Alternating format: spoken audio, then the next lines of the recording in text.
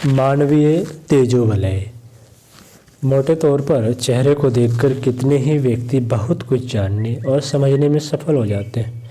आकृति देखकर प्रकृति का अनुमान लगाने वाले सूक्ष्मदर्शी नाक, कान, आँख, मुंह आदि की बनावट तो नहीं, वरन चेहरे के चारों ओर उमड़ते घुमड़ते तेजोवलय को ही परखते हैं और उसी के आधार पर व्यक्ति के आंतरिक व्यक्तित्व का प्रभाव एवं परिचय प्राप्त करते हैं।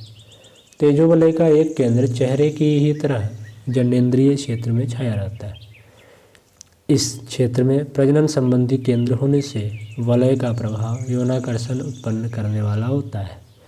किशोर वय के भिन्न लिंगों के बीच यह वलय ही अधिक उभार उत्पन्न करता है। समलिंगों की समीपता में वह तेजस उत्तेजित नहीं होता। कटी प्रदेश को सदा ढके रहने के पीछे यही आधार होता है कि समलिंगों का तेजोवलय भिन्न लिंगों के बीच अनावश्यक उभार न पैदा करे। तेजोवलय मात्र प्रकाश ही नहीं, उसमें चुंबकत्व भी मिश्रित है, जो दुर्बलों को प्रभावित करता और सशक्तों से प्रभावित होता है।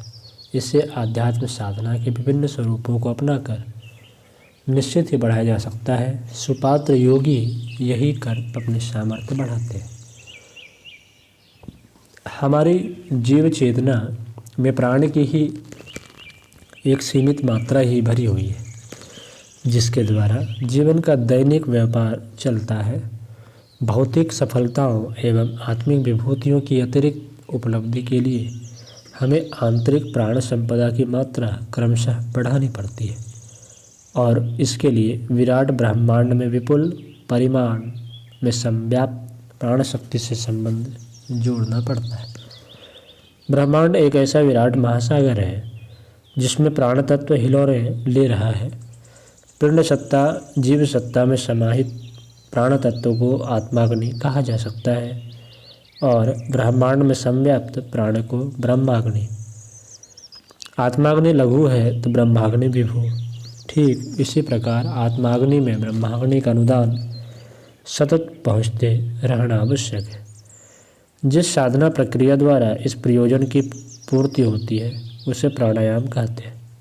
प्राणायाम अर्थात प्राण का आयाम जोड़ने की, प्राण तत्व संवर्धन की एक ऐसी प्रक्रिया जिसमें जीवात्मा का क्षुद्र प्राण विराट चेतना के महाप्राण से जुड़कर उसी के समतुल्य बन जाए।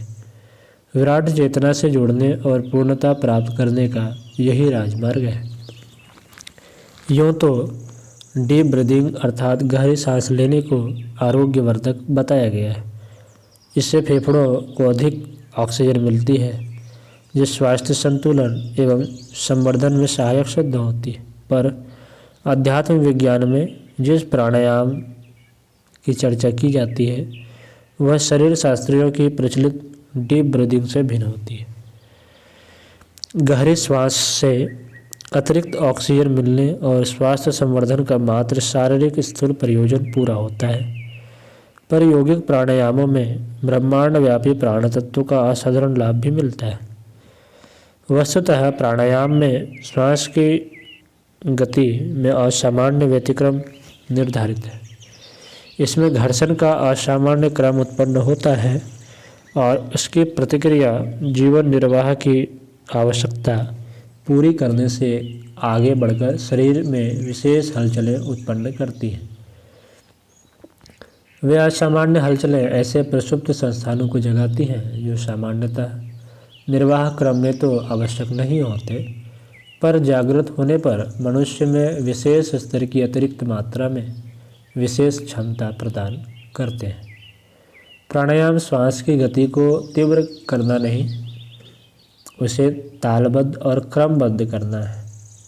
इस ताल लय और क्रम के हेर फेर के आधार पर ही अनेक प्रकार के प्राणायाम बने हैं और उनके विविध प्रयोजनों के लिए विविध प्रकार के उपयोग होते हैं। प्राणायामों का विधान सरल भी है और कठिन भी। सरल प्राणायाम यह है कि गहरी श्वास ली जाए और पूरे फेफड़े खाली करके उसे बाहर निकाला जाए। श्वास खींचते समय विश्व प्राण को अपने भीतर प्रवेश करने और स्थिर होने की भावना की जाए और निकालते समय भावना की जाए कि दुर्बलता, रुग्णता एवं अनैतिकता के सभी तत्व निकलकर बाहर जा रहे हैं और वे फिर कभी लौटने वाले नहीं हैं। यह एक प्राणायाम हुआ। यह न्यूनतम 3 बार किया जाए और फिर प्रति सप्ताह उसे 1-1 की संख्या में बढ़ाते चला जाए। स्मरण रहे, मात्र गहरी सांस लेना छोड़ना ही प्राणायाम नहीं है, उसके साथ संकल्प, भावना और दृढ़ विश्वास भी जुड़ा रहना चाहिए। इस प्रकार अपने में प्राण तत्व की मात्रा निरंतर बढ़ाई जाए, उसे निखिल ब्रह्मांड में संव्याप्त अनुभव किया जाए और खींचते समय तदनुरूप भावना भी की जाए। इसी आकर्षण से श्वास में प्राण तत्व की अधिक मात्रा अंतरिक्ष से खींचती और घुलती चली आती है। इस प्राणायाम में श्वास प्रश्वास क्रम की विशेष प्रक्रिया और साधक की संकल्प शक्ति का समावेश होने से वह सामान्य श्वास लेना न रहकर विशिष्ट ऊर्जा की उपलब्धि का विशेष आधार बन जाता है। इस प्रक्रिया द्वारा प्राण तत्व का विधिवत आकर्षण और अवधारण किया जा सके तो ओजस तत्व उभर कर ऊपर आता है और साधक को मनस्वी, तेजस्वी और ओजस्वी बनने का अवसर मिलता है। भौतिक सिद्धियों एवं आत्मिक क्षेत्र की रिद्धियों के उन्नयन का आधार प्राण प्रखरता का संपादन ही है।